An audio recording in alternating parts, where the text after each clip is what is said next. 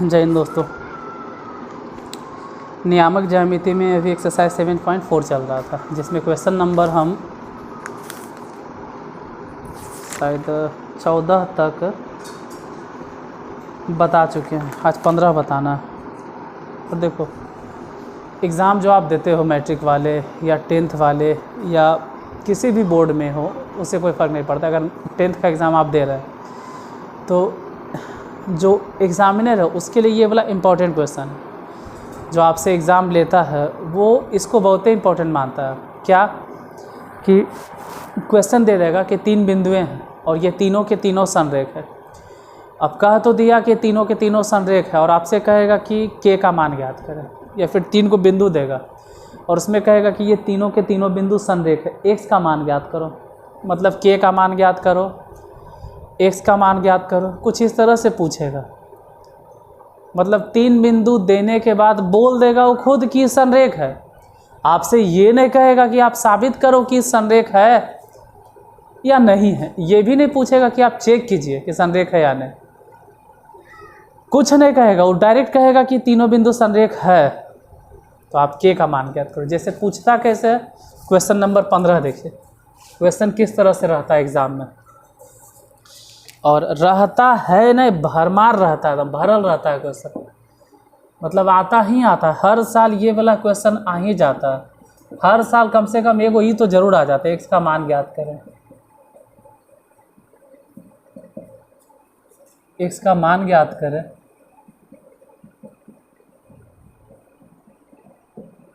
यदि बिंदुएं 2x, 2x 3, 2x + 1 और 1, 0 संरेखीय। एक बात हमको बताना था, हम आपको बता देते हैं। देखिए, एक बात क्या बताना था ना, कि आपके क्लास में तो नियामक ज्यामिति चल रहा है। चलो अच्छा बात है, नियामक ज्यामिति चल रहा है। जब आप 10th क्लास के हो तो 10th क्लास में ज़रूर कभी न कभी आप सांख्यिकी पढ़ोगे, और अगर आप सांख्यिकी पढ़ोगे तो उस वक्त माध्य, माध्यिका, बहुलक आपको पढ़ना होगा। तो माध्य तो खैर पढ़ लीजिएगा।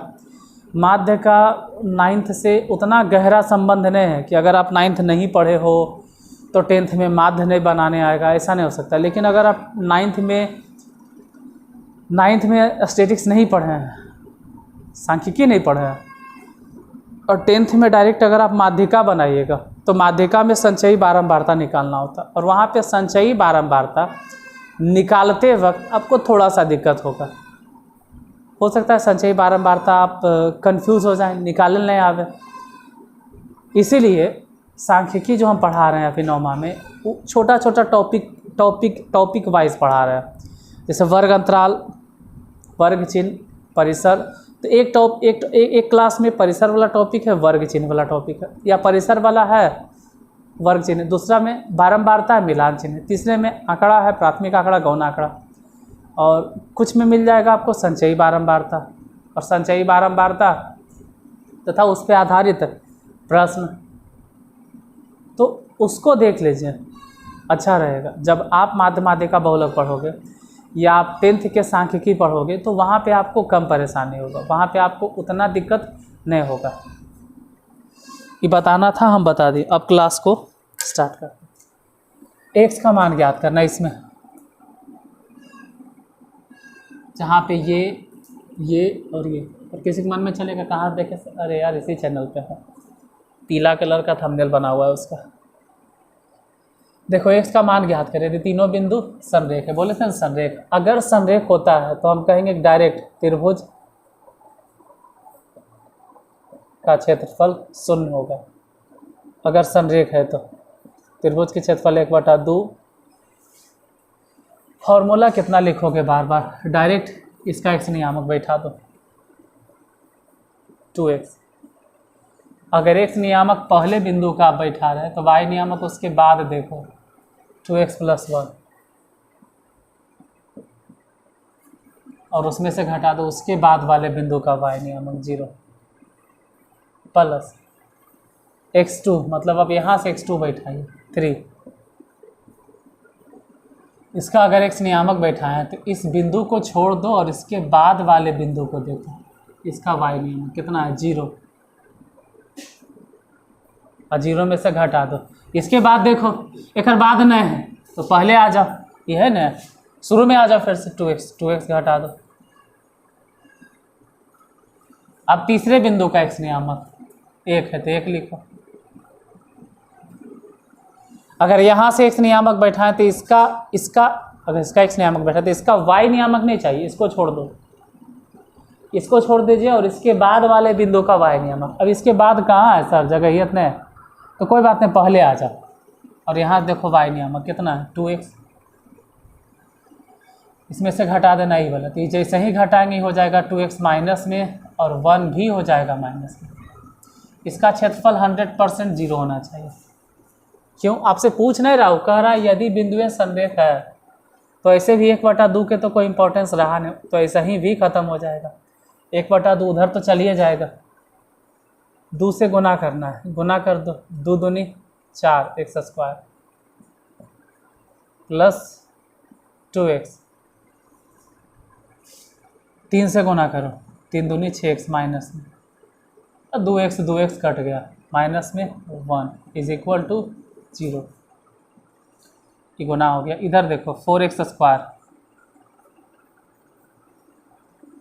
2 में से 6 गया तो माइनस में 4x, ये -1 कहाँ से आ गया, -1 आ रहा, -1 इज इक्वल टू 0। तो अजीब से आ गया क्वेश्चन,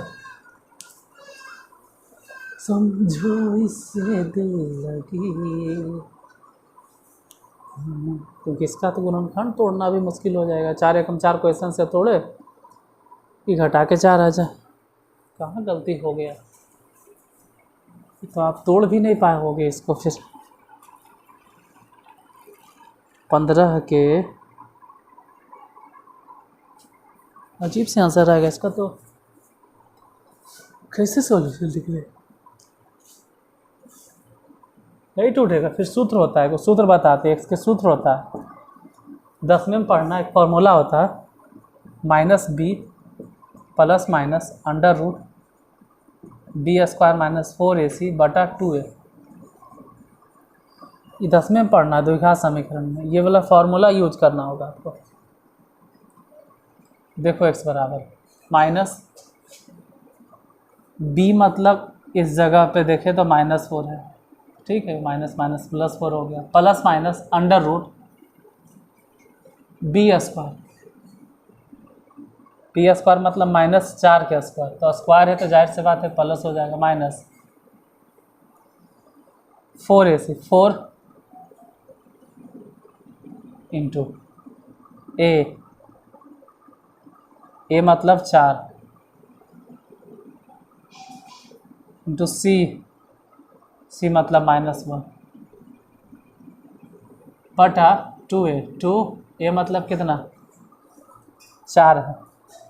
देखो द्विघात समीकरण के जो स्टैंडर्ड फॉर्म होता है ये होता है ax² प्लस bx और plus c is equal to 0, मतलब जो x² के साथ में वो a है और जो x के साथ में है वो b है, और जो विदाउट x है c है।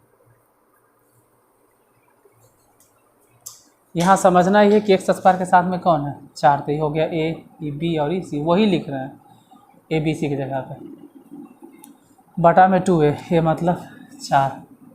यहाँ देखो 4 प्लस माइनस 16 और प्लस, क्योंकि माइनस माइनस प्लस 16 और बटा में 8।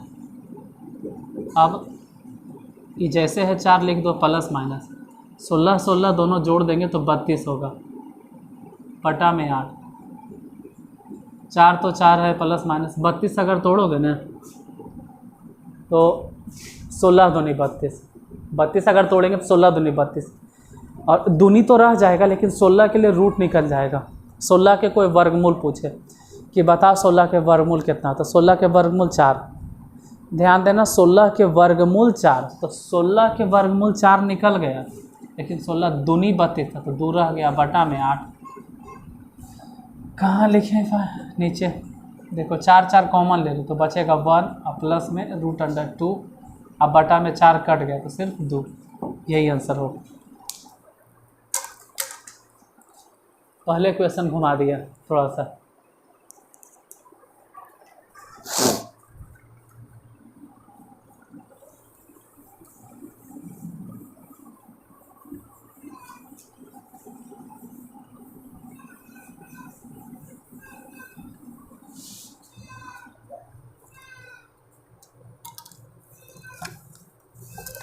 दूसरा नंबर देखते हैं 15 के। कहाँ उठा लिया, यहाँ इतना मनी किताब है नहीं यार, 10वां उठाने के बजाय 12th उठा लेते हैं। दूसरा है के का मान ज्ञात कर।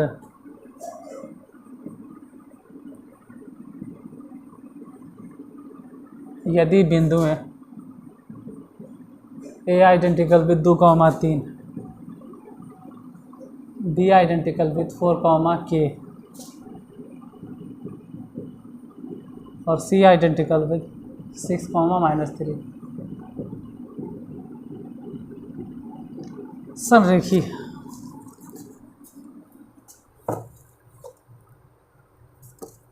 देखो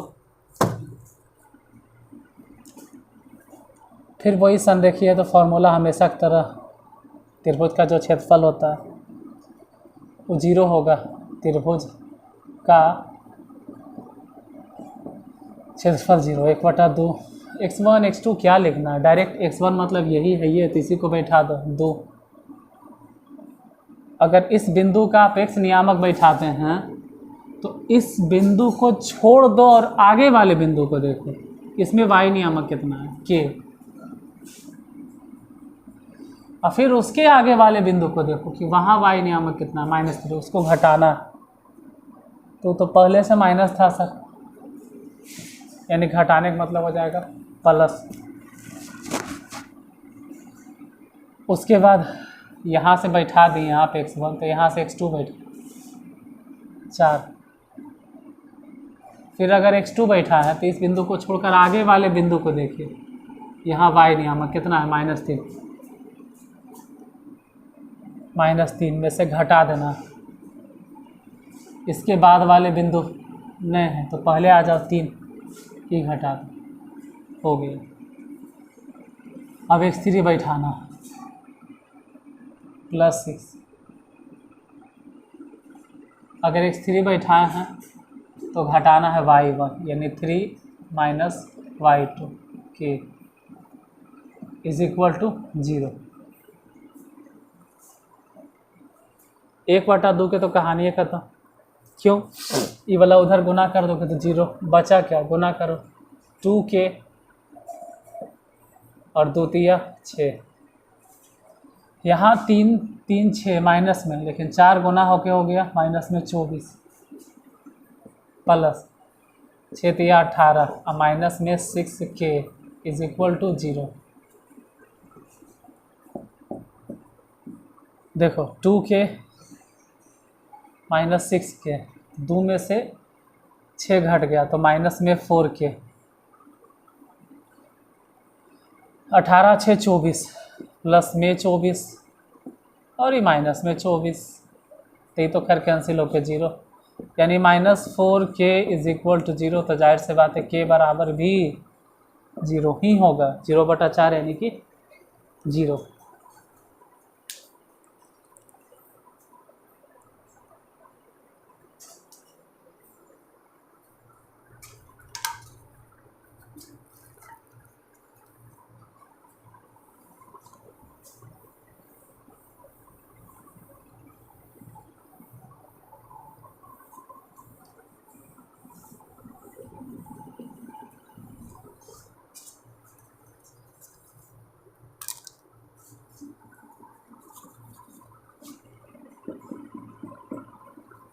थर्ड नंबर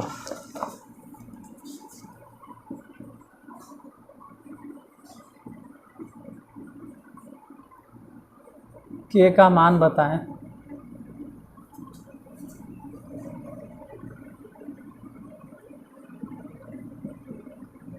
जिसके लिए बिंदुएं 7,-2, 5,1 और 3,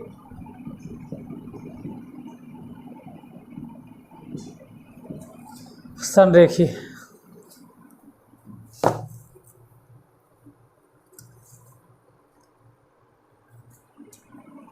ये तीनों संरेख है। तो फिर से वही बात कि जब जब संरेख रहेगा तो त्रिभुज के क्षेत्रफल 0।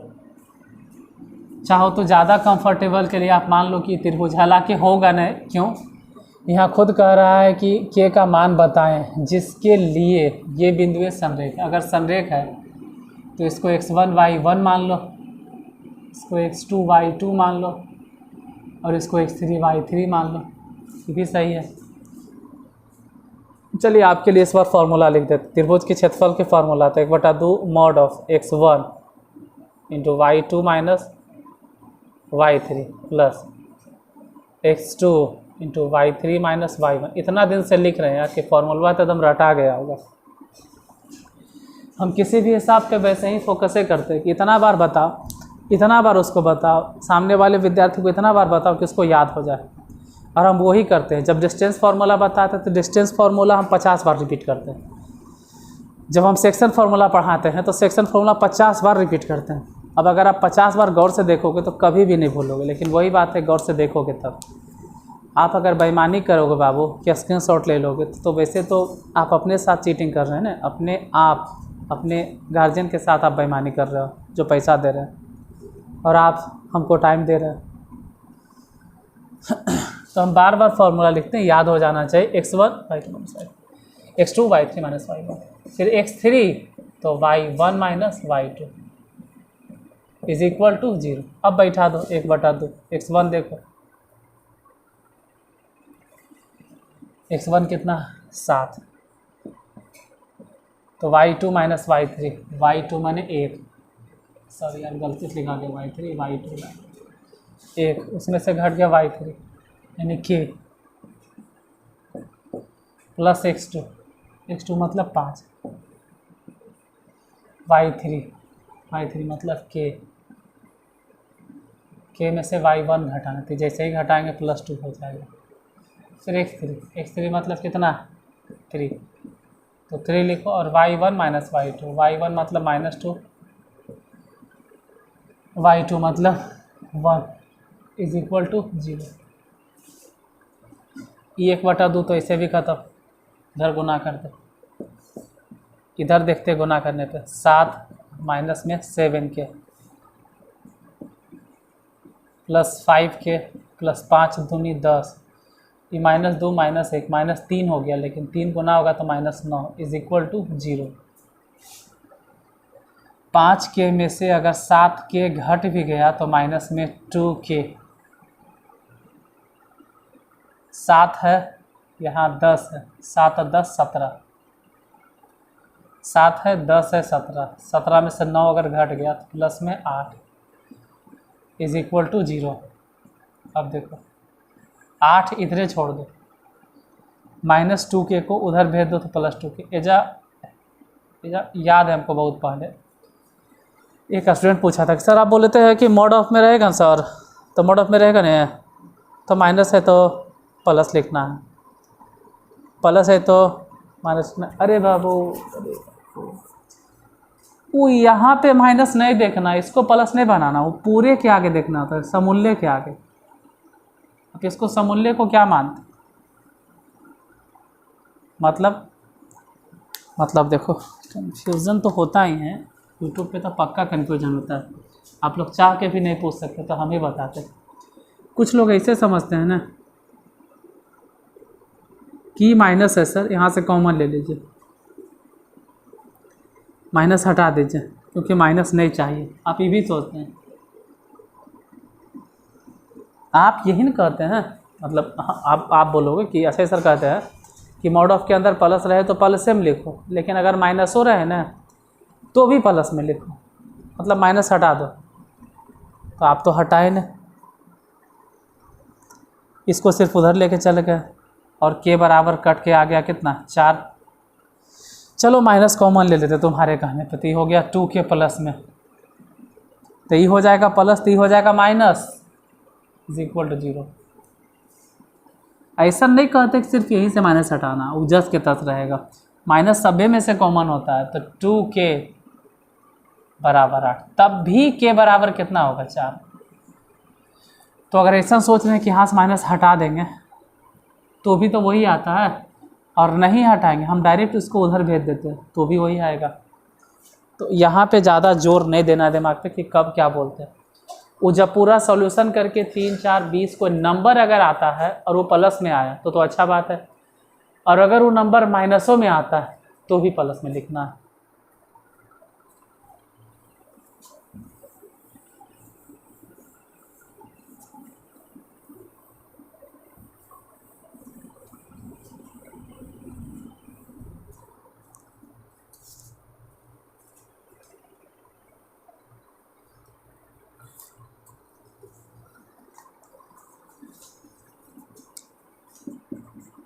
चौथा नंबर,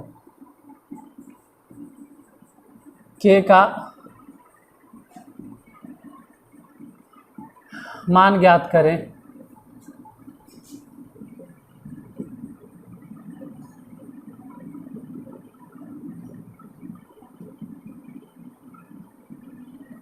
जिसके लिए बिंदु हैं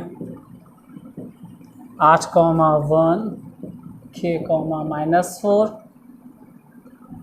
और 2, -5।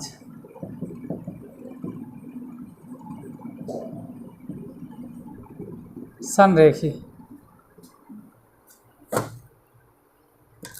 देखो,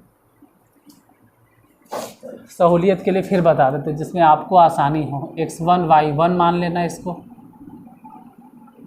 x2 y2 मान लेना,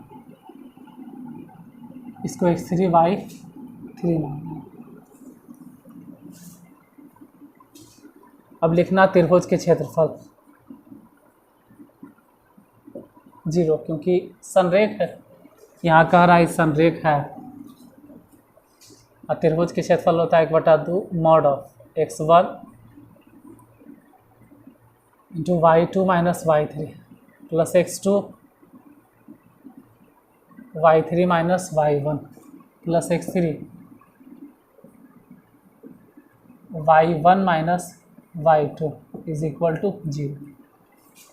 1/2 तो ऐसे भी ख़त्म हो गया, बचा x1, देख लो x1 8 into y2 minus y3, y2 मतलब -4, और उसमें से घटाएंगे y3 कितना है -5, जब वो घटेगा तो +5 हो जाएगा, प्लस x2 मतलब कितना हो गया k, तो k लिखो, y3 लिखिए, y3 कितना -5 माइनस y1 मतलब कितना 1, फिर x3 मतलब 2 लिखें,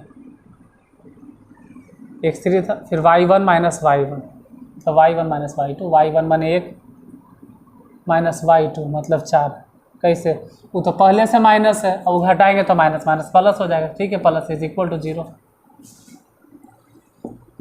यहाँ देखो 5 में से 4 गया 1, लेकिन 8 गुना कर दो क्योंकि बाहर 8 है, -5 -1 -6k, और 4 1 5 हो गया, मतलब 5 दूनी 10 इज इक्वल टू 0। 8 10 18 माइनस में 6k इज इक्वल टू 0। तो 18 बराबर यूने जाकर बराबर में हो जाएगा 6k, इससे इसको काट दो, k बराबर कितना 3, k बराबर 3 आंसर हो जाएगा। एक क्वेश्चन और है, उसको बता दें या टाइम देख ले एक बार, बच रहा है टाइम 6 मिनट।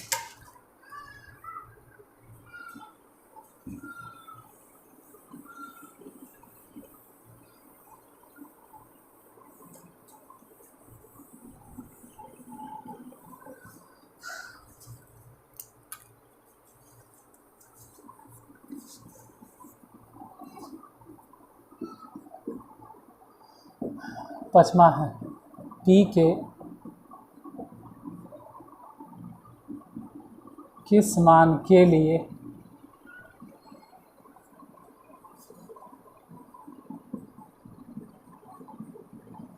बिंदुएं 2,1 P, -1 और -1,3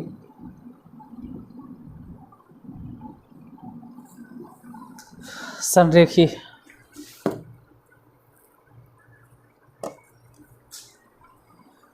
देखो इसको x1 y1 नाम दो, इसको x2 y2 नाम दो, इसको x3 y3 नाम दीजिए। और अगर ये तीनों बिंदु संरेख हैं, बिंदुएं ये सब संरेख है, तो त्रिभुज का क्षेत्रफल = 0। त्रिभुज के क्षेत्रफल की फॉर्मूला 1/2 इंटू मॉड ऑफ इतना होगा प्लस x2 अगर लिख देते हैं तो y3 माइनस y1, अगर x3 लिख देते हैं तो y1 माइनस y2 = 0। बाद में 1/2 को हटा दीजिए, 1/2 हटा दो, x1 दोनों 2 है तो 2 लिखेंगे, y2 माइनस y3, y2 मतलब -1, इसमें से घटाना है y3, y3 मतलब 3 घटा दो, प्लस x2 बैठाना है, x2 मतलब यहाँ देखो p, तो y3 माइनस y1, y3 यहाँ ढूंढो 3 है, माइनस y1 मतलब 1, प्लस x3 बैठाना, x3 तो यहाँ पहले से माइनस में तो ठीक है -1, अब y1 बैठाइए, y1 यहाँ है 1, माइनस y2 मतलब -1 पहले से, इसका मतलब माइनस प्लस 1 = 0। ये 1/2 तो खैर उन्हें चल गया, 0 हो गया, -1 -3 -4, लेकिन गुना करेंगे क्योंकि बाहर 2 है तो 8 हो गया, 3 में से गया तो 2, लेकिन बाहर p है इस वजह से 2p, अब एक का 1 2 हो गया, लेकिन माइनस के वजह से -2 = 0।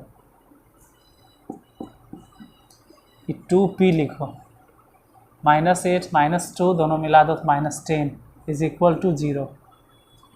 तो 2p = -10 उधर जाएगा तो प्लस में, 2 से कैंसिल, 5 बाद में, यानी p = हो गया 5 आंसर। तो एक भी क्वेश्चन छूटा नहीं।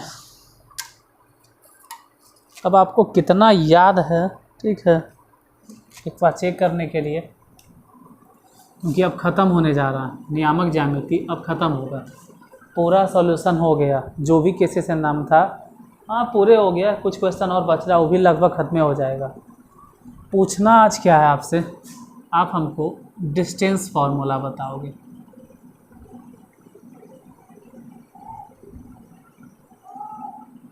डिस्टेंस फार्मूला बिटवीन 2 पॉइंट्स, मतलब 2 बिंदुओं के बीच, 2 बिंदुओं के बीच दूरी सूत्र, बस सिर्फ एक ही को फार्मूला चाहिए, दूरी सूत्र। आप क्या जानते हैं दूरी सूत्र, 2 बिंदुओं के बीच में दूरी सूत्र कैसे निकलता है, ऐसे हम जानते हैं कि आप नहीं लिख पाइएगा, तो लैंग्वेज में बोलते होगे ना कि रूट ऑफ, अंडर रूट, जो भी आप लिखते हैं अंडर रूट, जो आप लिखना चाहते हैं आप लैंग्वेज में लिख दीजिएगा। कल हम आपका आंसर चेक करेंगे कि आप क्या लिखें नहीं लिखें, आपका आंसर सही या गलत है। तो मिलते हैं फिर कल। जाते जाते क्लास को लाइक करते हुए जाना, बहुत सारे बच्चे तो आते के साथ लाइक कर देते हैं, बहुत बहुत धन्यवाद बाबू कि आप लोग आते के साथ लाइक कर देते हो। जो भी नए लड़के हैं वो सब्सक्राइब कर लो, और पुराने लोग तो सिर्फ लाइक ही कर दो, वही बहुत नहीं कुछ चाहिए आपको। बाकी इसका आंसर बताइए, देखते हैं कितने लोग आंसर देते हैं। तो आज के लिए यहीं तक, मिलते हैं फिर कल, आज के लिए बता।